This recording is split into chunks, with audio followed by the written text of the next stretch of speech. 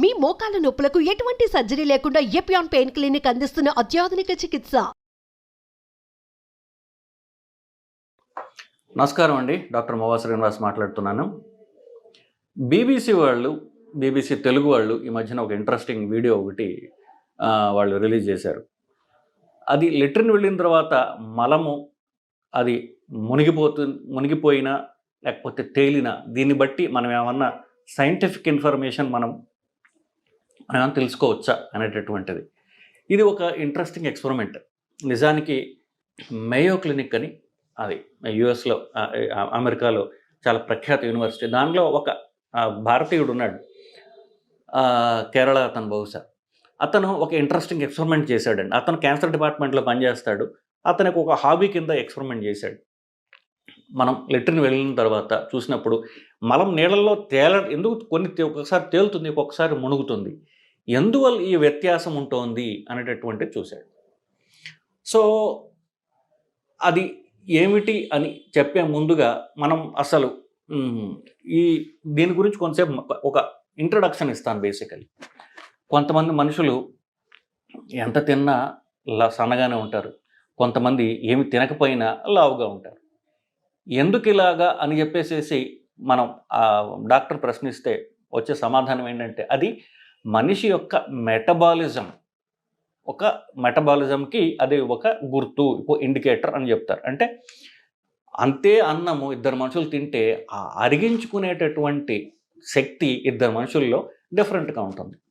So ఆ అరిగించుకునే శక్తి దాన్ని metabolism అంటారు. మెటబాలిక్ స్విచ్ ఎక్కడుంది అంటే, ముందు మనం అన్నం తింటాం కదా, అన్నం తింటే పేగుల ద్వారా అది అబ్జార్బ్ కావాలి. సో ఆ పేగుల్లో ఒక కంట్రోల్ స్విచ్ ఏమన్నా ఉందా అని పరీక్ష చేసి చూడగా వాళ్ళకి తెలిసింది ఏంటంటే, ఎస్పెషల్లీ పెద్ద పేగుల్లో ఉన్నటువంటి మనకి పనికి వచ్చేటటువంటి కొన్ని క్రిములు, బ్యాక్టీరియా ఏవైతే ఉన్నాయో దాని వలన అవి డిసైడ్ చేస్తాయి, ఇది అబ్జర్వ్ చేద్దాం, ఇది మనం అబ్జర్వ్ చేయొద్దు, లేకపోతే దీన్ని మనం ముట్టుకోకుండా ఉంచుదాం, దీన్ని మనకు అవసరం కాబట్టి అబ్జర్వ్ చేద్దాం అని శరీరానికి సహకరించేటటువంటి బ్యాక్టీరియా కొన్ని ఉంటాయి. అవి చాలా రకాల లాక్టోబాసిల్లస్ అని రకరకాల పేర్లలో మన పెద్ద పేగుల్లో ఎక్కువగా ఉంటాయి ఈ బ్యాక్టీరియా బేసికలీ. సో ఇవి దీని వలన మన మెటబాలిజం నిర్ధారింపబడుతోంది. ఎందుకు? మెటబాలిజం ఎక్కువ ఉంటే ఏమవుతుంది, అవి burning energy burning, calories burning ఎక్కువగా ఉంటుంది. సో వాళ్ళకి ఫ్యాట్ తక్కువగా ఉంటుంది. సో ఈ మెటబాలిక్ స్విచ్ ఈ బ్యాక్టీరియా, మనకి పనికొచ్చే బ్యాక్టీరియా వల్ల వస్తుంది అని నిర్ధారించడం జరిగింది. దాన్ని ఐడెంటిఫై చేశారు. అది ఆఫ్కోర్స్ ఇది ఆన్గోయింగ్ రీసెర్చ్. ఇప్పుడు ప్రజెంట్లీ దీన్ని ఏ మనుషులకి పొట్టలో ఉన్నటువంటి బ్యాక్టీరియా ఉంది, సో ఆ బ్యాక్టీరియా కనుక మనం ఐడెంటిఫై చేసి దాన్ని మనం పెంచి ఆ బ్యాక్టీరియాని క్యాప్సూల్స్గా తయారు చేసి అందరికి ఇవ్వచ్చు కదా, సో అందరి మెటబాలిజం కరెక్ట్ అవుతుంది అనేటటువంటి దిశగా ఈ రీసెర్చ్ అనేది కొనసాగుతోంది. సో బేసికలీ ఇప్పుడు చెప్పినట్టు దాన్ని మైక్రోబయోమ్ అంటారు. మైక్రోబయోమ్ మన పనికి వచ్చేటటువంటి బ్యాక్టీరియా మన పొట్టలో ఉండి అవి మనని కాపాడుతూ ఉంటాయి. దాని వలన మనం లావుగుంటామా సన్నగా ఉంటామా అనేది నిర్ధారింపబడుతోంది అనేటటువంటిది ఒక హైపోథసిస్ అంటే ఒక థియరీ వాళ్ళు నడిపిస్తున్నారు. సో ఈ బ్యాక్టీరియాని మనం మంచి బ్యాక్టీరియా, మనకు పనికొచ్చే బ్యాక్టీరియాని మన పేగుళ్ళు పెంచుకోవడానికి మంచి బ్యాక్టీరియా ఉన్నటువంటి క్యాప్సూల్స్ దొరుకుతాయి. అవి మనం ప్రోబయోటిక్స్ అని పేరు పెట్టి చాలా కాలంగా ఒక ఆల్మోస్ట్ 30-40 ఏళ్ళగా అమెరికాలో విరివిగా వాడతారు. మన వాళ్ళు అంత తక్కువ వాడతారు, ఎక్కువ వాడరు. ఈ క్యాప్సూల్స్ యొక్క ఇంపార్టెన్స్ ఎప్పుడు తెలుస్తుందంటే, ఏదో కాస్త జ్వరం వచ్చినప్పుడు వెంటనే యాంటీబయాటిక్ దంచేస్తారు చూసారా, అప్పుడు ఏమవుతుంది, మీరు కామన్ గమనించండి, యాంటీబయాటిక్స్ వాడిన తర్వాత విరోచనాలు వస్తాయి చాలామందికి. ఎస్పెషల్లీ కాస్త పెద్దవాళ్ళకి, 60 దాటిన వాళ్ళకి ఏదైనా సరే యాంటీబయాటిక్ వాడితే విరోచనాలు వస్తాయి. ఎందువల్ల వస్తాయి? ఈ యాంటీబయాటిక్ అనేది యాంటీబయోటిక్, బ్యాక్టీరియాని చంపే మందు. అది ఆ చంపడం మొదలుపెట్టిన తర్వాత అది మనకు పనికొచ్చేది హానికరం చూడదు, అన్నింటిని చంపుకుంటూ పోతుంటుంది. సో ఇదే క్రమంలో మనకి సహాయకులైనటువంటి బ్యాక్టీరియా ఏవైతే పొట్ల దాన్ని కూడా చంపుతుంది. చంపినప్పుడు ఏమవుతుంది, ఆ బ్యాక్టీరియా లేక విరోచనాలు వస్తాయి. సో ఎవరికన్నా యాంటీబయాటిక్ వేసుకుంటే విరోచనాలు వస్తే అది యాంటీబయాటిక్ వల్ల వస్తుందని గ్రహించాలి. ఇంకా ఒక అంశం ఏంటంటే, యాంటీబయాటిక్స్ ఎస్పెషల్లీ 60 దాటిన వాళ్ళకి ఎప్పుడైతే యాంటీబయాటిక్స్ ఇచ్చినప్పుడు ఈ ప్రొటెక్టివ్ బ్యాక్టీరియా ఉన్నటువంటి క్యాప్సూల్స్ కూడా ఇవ్వడం జరుగుతుంది, ఈ విరోచనాలు రాకుండా ఉండడానికి. సో ప్రొటెక్టివ్ బ్యాక్టీరియా అది ఎలా చంపుకుపోతుంటుంది, మనం సప్లిమెంట్ చేస్తాం మన పేగుల్ని కాపాడేటువంటి మనకి సన్నిహితంగా మనకి స్నేహితులైనటువంటి క్రిముల్ని, ప్రోబయోటిక్స్ అంటే అని చెప్పాను కదా, లాక్టోబాసిల్లస్ అని చెప్పాలంటే. లాక్టోబాసిల్లస్ ఉన్నటువంటి, లాక్టోబాసిల్లస్ అంటే పెరుగులోంచి వస్తుంది. సో పుల్ల పెరుగులో కూడా మనకి పనికొచ్చే బ్యాక్టీరియా దానిలో కూడా ఉంటుంది. సో పుల్ల పెరుగు తినొచ్చు, లేకపోతే ఈ బ్యాక్టీరియా ఉన్నటువంటి క్యాప్సూల్స్ కూడా మనం వేసుకోవచ్చు. Coming back to the point.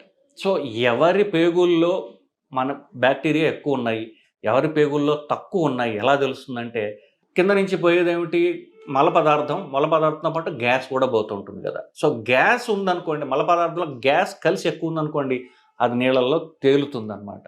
So gas ఎక్కువ ఉంటే పేగుల్లో బ్యాక్టీరియా ఎక్కువ ఉన్నట్టు.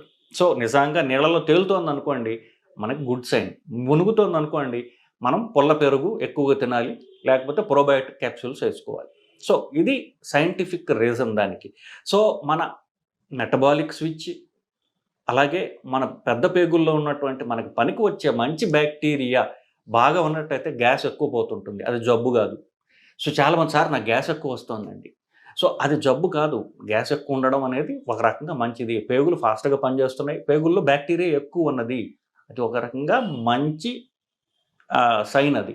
సో అది పేగుల్లో గ్యాస్ ఎక్కువ పోవచ్చు. గ్యాస్ ఎక్కువ ఉన్నప్పుడు మలంతా కలిసి బయట మన నీళ్ళలో తేలుతుంది అన్నమాట. సో దీన్ని మనం చాలా తీవ్రమైనటువంటి ప్రాబ్లం కింద కంగారు పడక్కల. చాలామంది నాకేం చెప్తున్నారంటే, సార్ మీ వీడియోలు బాగానే చేస్తున్నారు కానీ వీడియోలు చూస్తుంటే మాకు రకరకాల జబ్బుల గురించి భయాలు పట్టుకుంటున్నాయండి అని. ఇది భయాలు పెంపొందించడానికి కాదు, చిన్న చిన్న చిట్కాల ద్వారా మీ ఆరోగ్యం సరి చేసుకుంటారు అనేటువంటి ఒక ఉద్దేశంతో చేస్తున్నటువంటి వీడియో. సో ఒకవేళ ఎవరికన్నా మలం మునిగిపోతుంది అనుకోండి, నాకు బ్యాక్టీరియా తక్కువ ఉన్నాయి, ఇప్పుడు ఏం చేయాలి, డాక్టర్ పరిగెత్తాల అవసరం లేదు. పుల్ల పెరుగు, పుల్ల మజ్జిగ తినండి, ఆ మంచి బ్యాక్టీరియా ఆటోమేటిక్గా వస్తాయి. లేదా నేను చెప్పినటువంటి ప్రోబయోటిక్ క్యాప్సూల్స్ ఉంటాయి, లాక్టోబాసిల్లస్ ఉన్న క్యాప్సూల్స్ ఉంటాయి, అవి తీసుకోవడం ద్వారా ఆ డిఫెక్ట్ కరెక్ట్ చేసుకోవచ్చు. మన మెటబాలిక్ స్విచ్ ఏదైతే ఉందో, నేను చెప్పినట్టుగా సన్నబడటం, లావుబడటం, ఆ డిఫరెన్స్ చూసేటువంటి స్విచ్ ఏదైతే ఉందో అది బ్యాక్టీరియా మీద ఉంది కాబట్టి దీని ద్వారా మనం మెటబాలిక్ ఇది కూడా మనం కరెక్ట్ చేసుకోవచ్చండి.